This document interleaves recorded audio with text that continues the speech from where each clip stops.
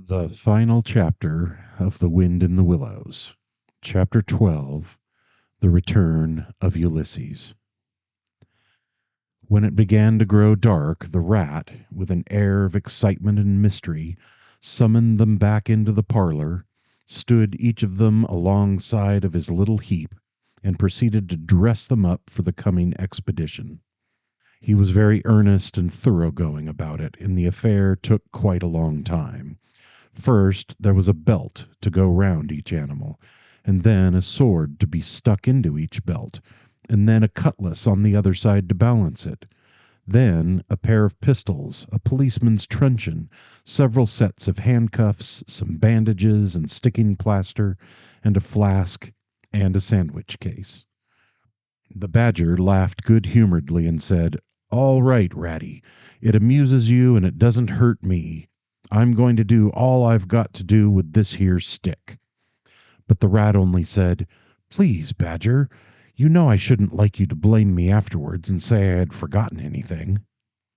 When all was quite ready, the badger took a dark lantern in one paw, grasped his great stick with the other, and said, "Now then, follow me. Mole first, 'cause I'm very pleased with him. Rat next, Toad last. And look here, Toady, don't you chatter so much as usual, or you'll be sent back as sure as fate." Toad was so anxious not to be left out that he took up the inferior position assigned to him without a murmur, and the animals set off. The badger led them along by the river for a little way, and then suddenly swung himself over the edge into a hole in the river bank a little above the water.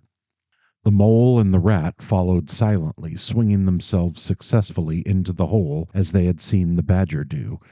But when it came to Toad's turn, of course he managed to slip and fall into the water with a loud splash and a squeal of alarm. He was hauled out by his friends, rubbed down and wrung out hastily, comforted, and set on his legs. But the badger was seriously angry, and told him that the very next time he made a fool of himself he would most certainly be left behind. So at last they were in the secret passage, and the cutting out expedition had really begun.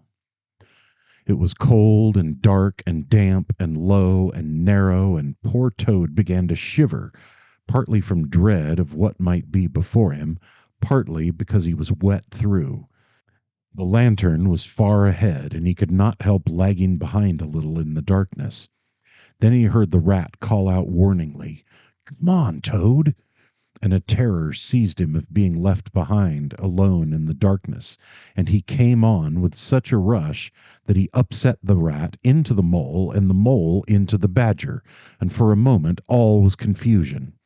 The badger thought they were being attacked from behind, and as there was no room to use a stick or a cutlass, drew a pistol and was on the point of putting a bullet into Toad.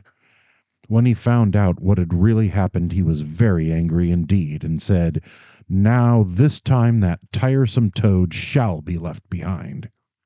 But Toad whimpered, and the other two promised that they would be answerable for his good conduct, and at last the badger was pacified, and the procession moved on.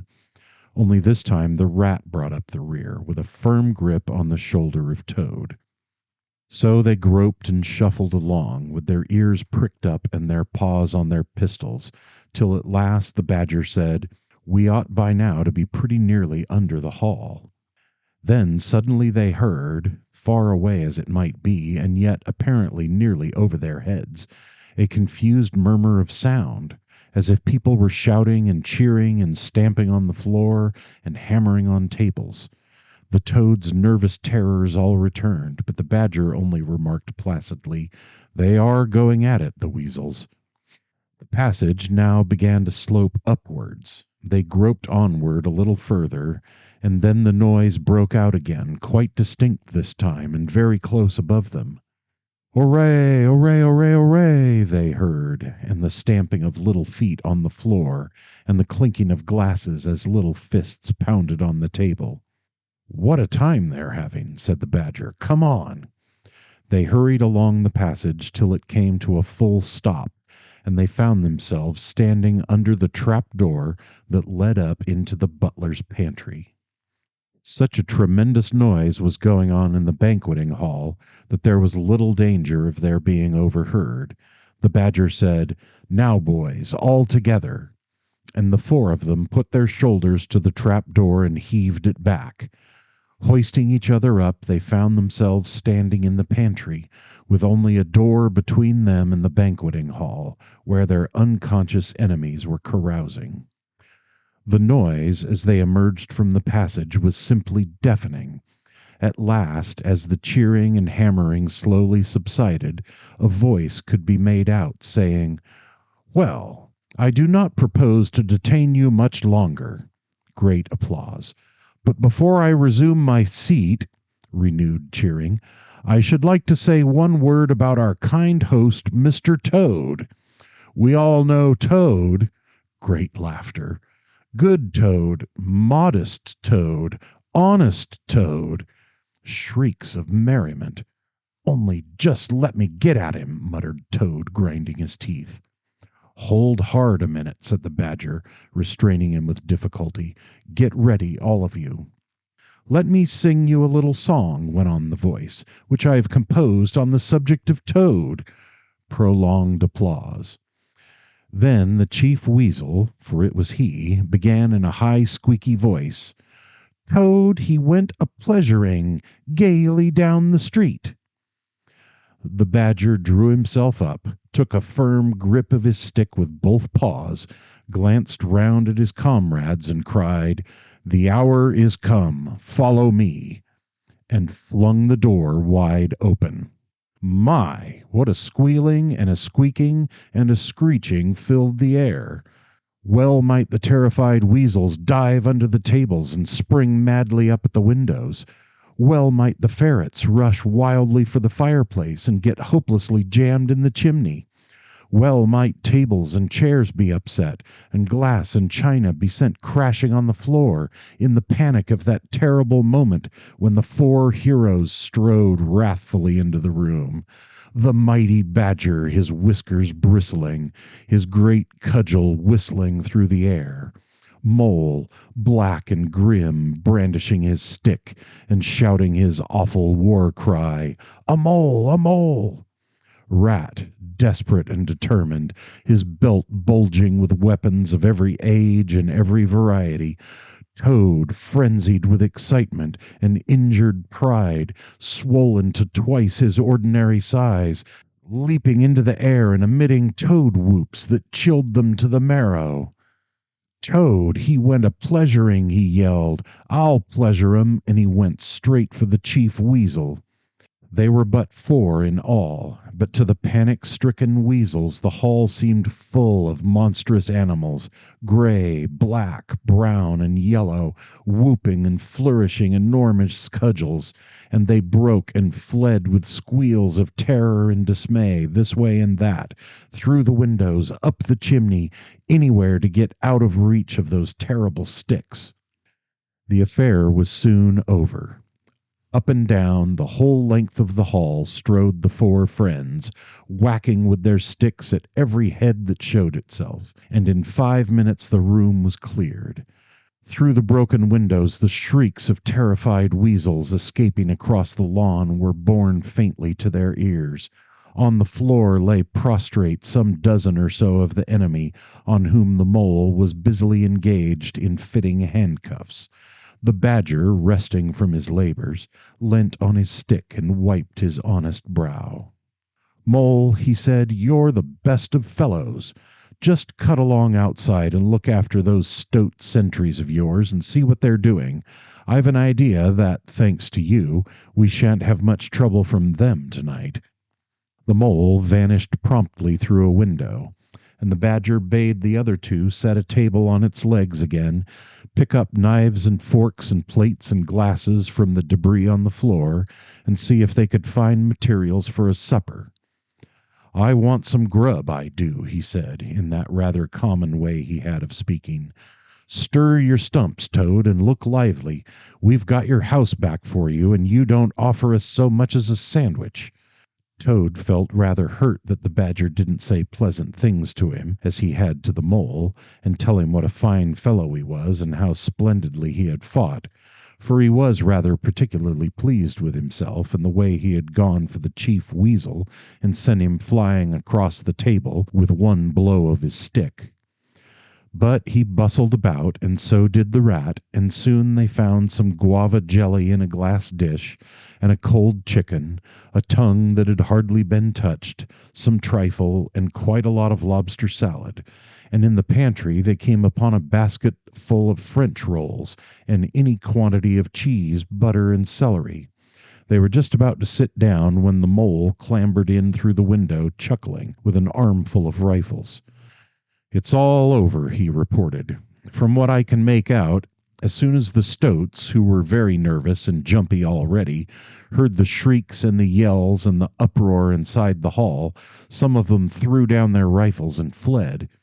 The others stood fast for a bit, but when the weasels came rushing out upon them, they thought they were betrayed, and the stoats grappled with the weasels, and the weasels fought to get away, and they wrestled and wriggled and punched each other and rolled over and over till most of 'em rolled into the river. They've all disappeared by now, one way or another, and I've got their rifles, so that's all right." "Excellent and deserving animals," said the badger, his mouth full of chicken and trifle. "Now there's just one more thing I want you to do, Mole, before you sit down to your supper along of us.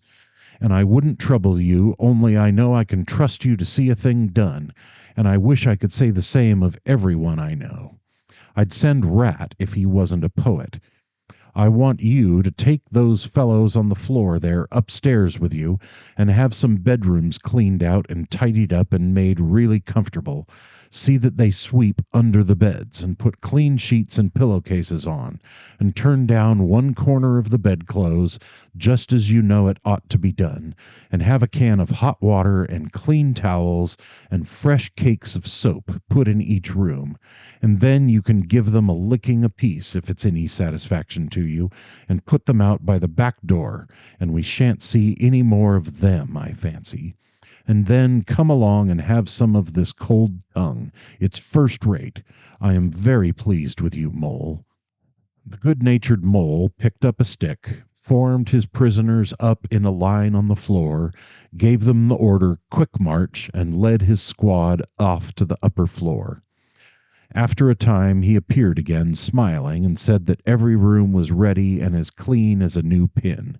"And I didn't have to lick them either," he added. "I thought, on the whole, they had had licking enough for one night, and the weasels, when I put the point to them, quite agreed with me, and said they wouldn't think of troubling me.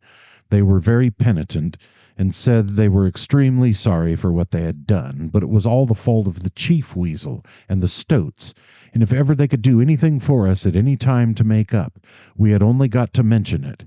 So I gave them a roll apiece and let them out at the back, and off they ran as hard as they could." Then the Mole pulled his chair up to the table and pitched into the cold tongue.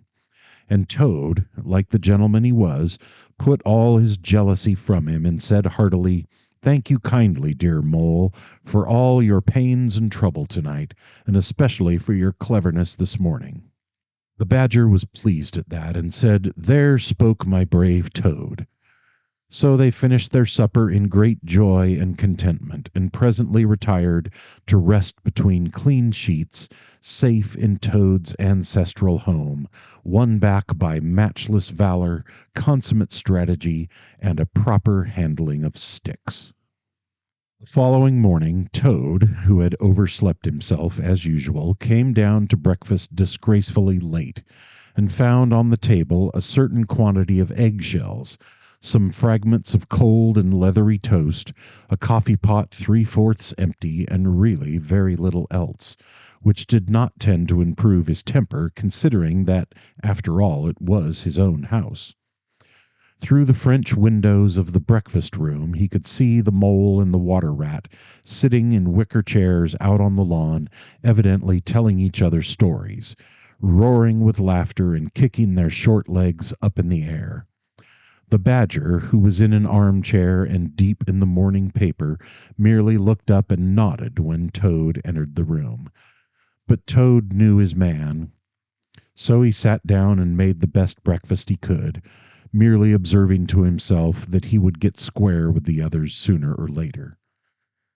When he had nearly finished, the Badger looked up and remarked rather shortly, "I'm sorry, Toad, but I'm afraid there's a heavy morning's work in front of you. You see, we really ought to have a banquet at once to celebrate this affair. It's expected of you. In fact, it's the rule." "Oh, all right," said the Toad readily. "Anything to oblige. Though why on earth you should want to have a banquet in the morning, I cannot understand. But you know I do not live to please myself, but merely to find out what my friends want, and then try and arrange it for 'em, you dear old Badger." "Don't pretend to be stupider than you really are," replied the Badger crossly, "and don't chuckle and splutter in your coffee while you're talking. It's not manners.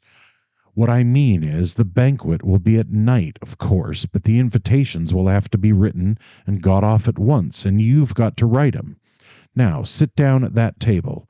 There's stacks of letter paper on it with Toad Hall at the top in blue and gold, and write invitations to all our friends. And if you stick to it, we shall get them out before luncheon, and I'll bear a hand too and take my share of the burden. I'll order the banquet." "What?" cried Toad, dismayed. "Me? Stop indoors and write a lot of rotten letters on a jolly morning like this, when I want to go around my property and set everything and everybody to rights, and swagger about and enjoy myself? Certainly not. I'll see you. Stop a minute, though. Why, of course, dear Badger. What is my pleasure or convenience compared with that of others? You wish it done, and it shall be done.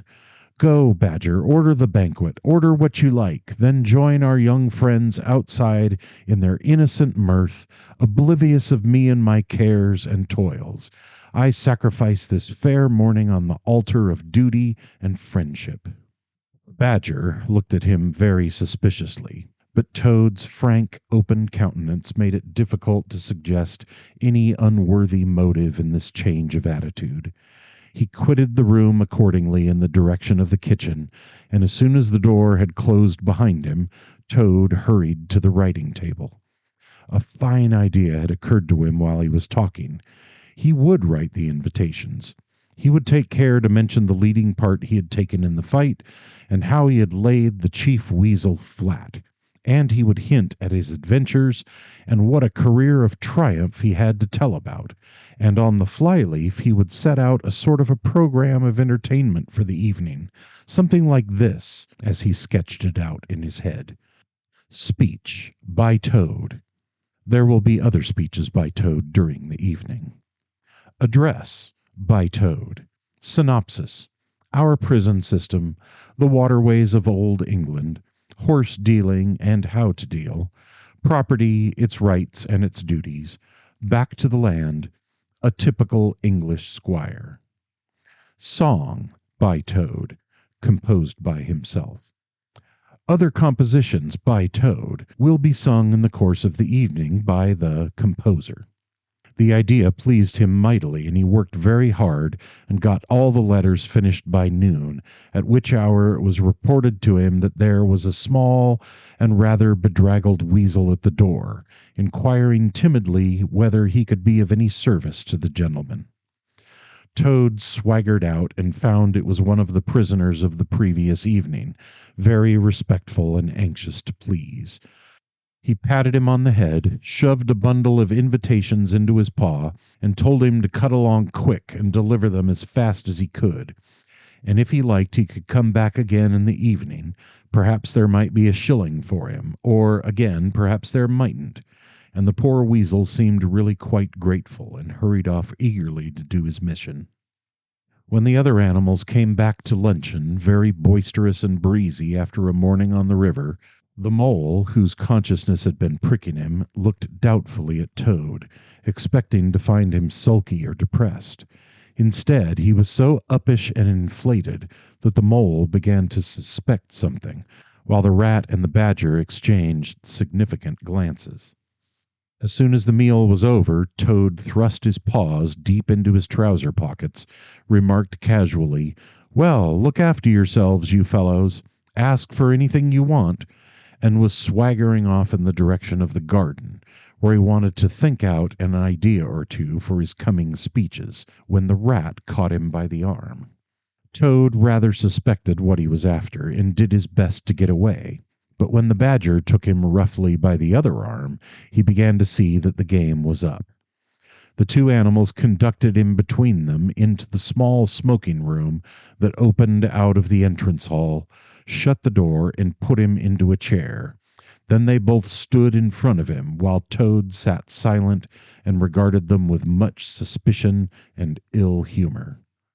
"Now, look here, Toad," said the rat. "It's about this banquet, and very sorry I am to have to speak to you like this, but we want you to understand clearly, once and for all, that there are going to be no speeches and no songs. Try and grasp the fact that on this occasion we're not arguing with you, we're just telling you." Toad saw that he was trapped. They understood him. They saw through him. They had got ahead of him. His pleasant dream was shattered. "Mayn't I sing them just one little song?" he pleaded piteously. "No, not one little song," replied the rat firmly, though his heart bled as he noticed the trembling lip of the poor disappointed Toad. "It's no good, Toady. You know well that your songs are all conceit and boasting and vanity, and your speeches are all self-praise and gross exaggeration and gas," put in the badger in his common way. "It's for your own good, Toady," went on the rat. "You know you must turn over a new leaf sooner or later, and now seems a splendid time to begin, a sort of turning point in your career. Please don't think that saying all this doesn't hurt me more than it hurts you." Toad remained a long while plunged in thought. At last he raised his head, and the traces of strong emotion were visible on his features. "You have conquered, my friends," he said in broken accents. "It was, to be sure, but a small thing that I asked, merely leave to blossom and expand for yet one more evening, to let myself go and hear the tumultuous applause that always seems to me, somehow, to bring out my best qualities. However, you are right, I know, and I am wrong. Henceforth I will be a very different Toad. My friends, you shall never have occasion to blush for me again. But, oh dear, this is a hard world." And pressing his handkerchief to his face, he left the room with faltering footsteps. "Badger," said the rat, "I feel like a brute. I wonder what you feel like." "Oh, I know," said the badger gloomily, "but the thing had to be done. This good fellow has got to live here and hold his own and be respected. Would you have him a common laughing-stock, mocked and jeered at by stoats and weasels?" "Of course not," said the rat. "And, talking of weasels, it's lucky we came upon that little weasel, just as he was setting out with Toad's invitations. I suspected something from what you told me, and had a look at one or two. They were simply disgraceful. I confiscated the lot, and the good mole is now sitting in the blue boudoir, filling up plain, simple invitation cards." At last the hour for the banquet began to draw near, and Toad, who, on leaving the others, had retired to his bedroom, was still sitting there, melancholy and thoughtful. His brow resting on his paw, he pondered long and deeply. Gradually his countenance cleared, and he began to smile long, slow smiles. Then he took to giggling in a shy, self-conscious manner. At last he got up, locked the door, drew the curtains across the windows, collected all the chairs in the room and arranged them in a semicircle, and took up his position in front of them, swelling visibly. Then he bowed, coughed twice, and, letting himself go, with uplifted voice he sang, to the enraptured audience that his imagination so clearly saw. Toad's last little song. The Toad came home. There was panic in the parlors and howling in the halls. There was crying in the cowsheds and shrieking in the stalls when the Toad came home.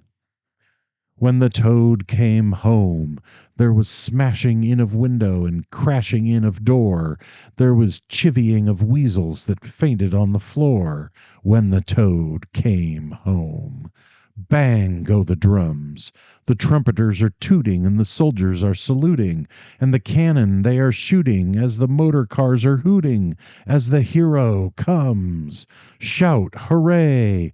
And let each one of the crowd try and shout it very loud, in honor of an animal of whom you're justly proud, for it's Toad's great day. He sang this very loud, with great unction and expression, and when he had done, he sang it all over again. Then he heaved a deep sigh, a long, long, long sigh. Then he dipped his hairbrush in the water jug, parted his hair in the middle, and plastered it down very straight and sleek on each side of his face, and, unlocking the door, went quietly down the stairs to greet his guests, who he knew must be assembling in the drawing room. All the animals cheered when he entered, and crowded round to congratulate him and say nice things about his courage and his cleverness and his fighting qualities. But Toad only smiled faintly and murmured, "Not at all," or sometimes, for a change, "On the contrary." Otter, who was standing on the hearth-rug describing to an admiring circle of friends exactly how he would have managed things had he been there, came forward with a shout, threw his arm round Toad's neck, and tried to take him round the room in triumphal progress. But Toad, in a mild way, was rather snubby to him, remarking gently as he disengaged himself, "Badger's was the mastermind. The mole and the water rat bore the brunt of the fighting. I merely served in the ranks and did little or nothing." The animals were evidently puzzled and taken aback by this unexpected attitude of his, and Toad felt, as he moved from one guest to the other, making his modest responses, that he was an object of absorbing interest to everyone. The Badger had ordered everything of the best, and the banquet was a great success. There was much talking and laughter and chaff among the animals, but through it all Toad, who of course was in the chair, looked down his nose and murmured pleasant nothings to the animals on either side of him. At intervals he stole a glance at the Badger and the Rat, and always when he looked they were staring at each other with their mouths open, and this gave him the greatest satisfaction. Some of the younger and livelier animals, as the evening wore on, got whispering to each other that things were not so amusing as they used to be in the good old days, and there were some knockings on the table and cries of "Toad! Speech! Speech from Toad! Song! Mr. Toad's song!" But Toad only shook his head gently, raised one paw in mild protest, and, by pressing delicacies on his guests, by topical small talk, and by earnest inquiries after members of their families not yet old enough to appear at social functions, managed to convey to them that this dinner was being run on strictly conventional lines. This was indeed an altered Toad. After this climax, the four animals continued to lead their lives, so rudely broken in upon by civil war, in great joy and contentment, undisturbed by further risings or invasions. Toad, after due consultation with his friends, selected a handsome gold chain and locket set with pearls, which he dispatched to the jailer's daughter with a letter that even the Badger admitted to be modest, grateful, and appreciative. And the engine driver, in his turn, was properly thanked and compensated for all his pains and trouble.